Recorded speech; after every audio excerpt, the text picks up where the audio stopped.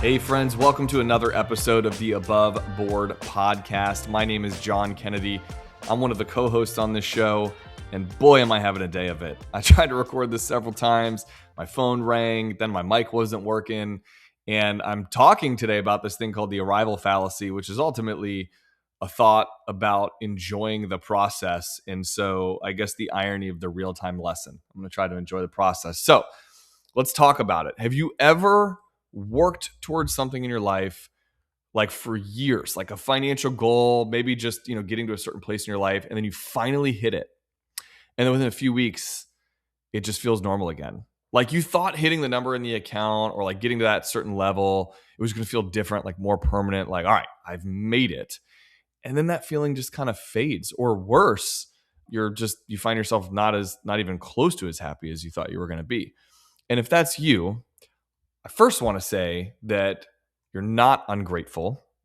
You're not broken.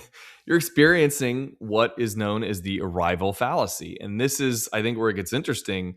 Your brain's actually wired for this to happen. So this thing called the arrival fallacy is the belief that once I get there, I will be happy.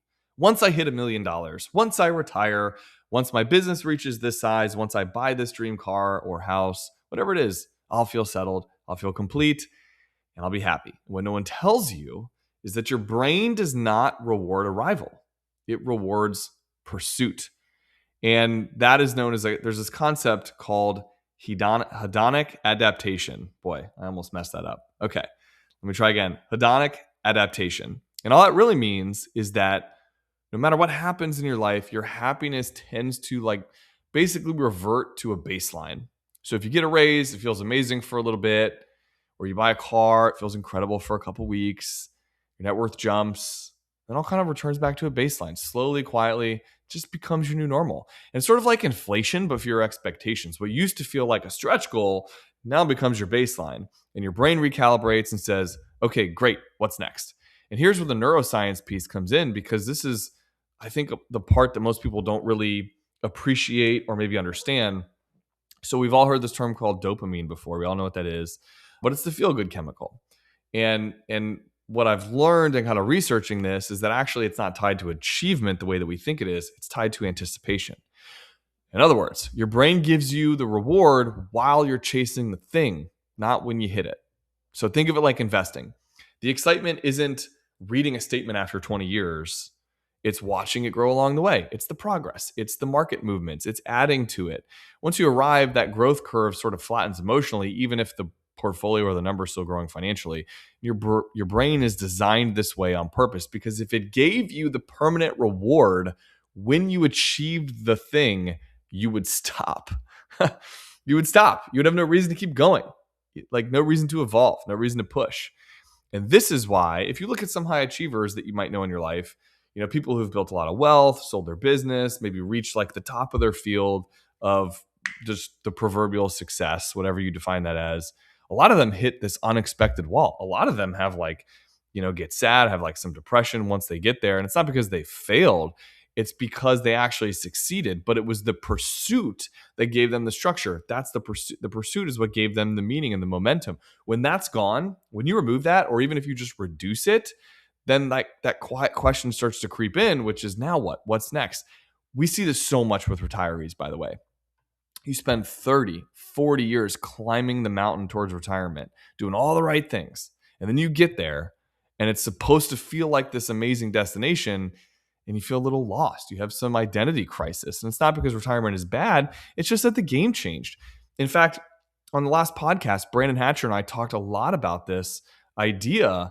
And it's why we focus so much. Like, we joke that a lot of times we're like, a financial therapist, and we help people with their financial planning.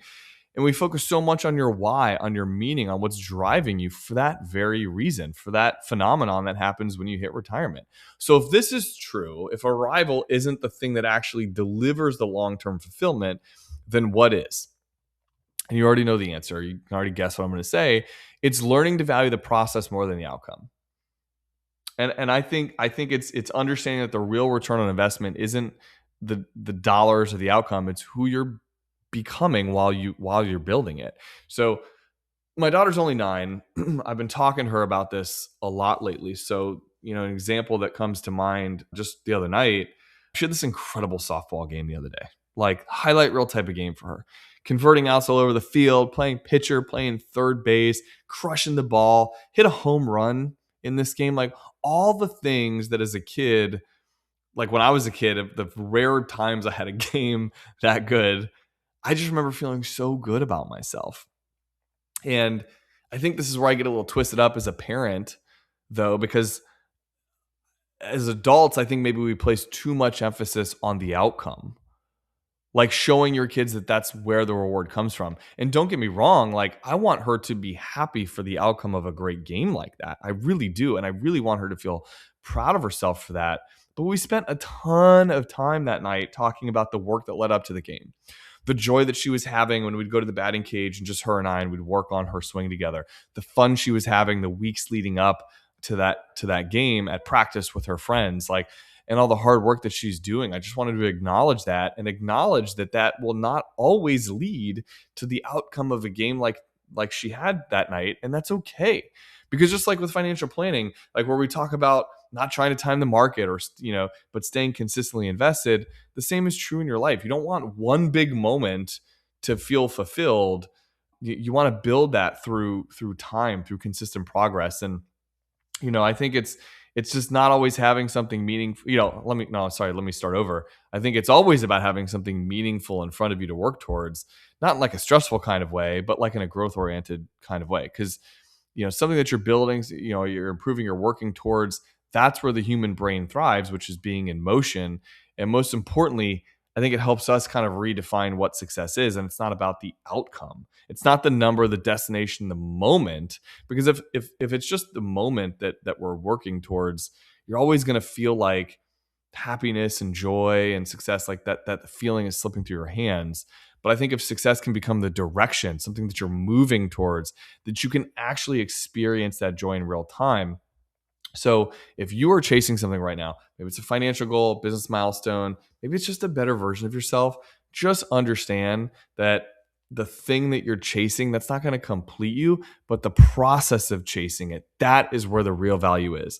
My hope for today's conversation is that this lesson is not, it's not to lower your ambition. So please hear that. It is not to lower your ambition, but it's to understand what your brain is actually built for, how your brain's actually wired, and that sustained fulfillment does not come from achieving goals. It actually comes from being in active pursuit of meaningful goals. I think that the healthiest long-term mindset treats each milestone not as a finish line, but as the starting point for the next pursuit. So like in retirement, the day you retire is not the finish line. That is just the start of your next pursuit. Your brain does not want to arrive.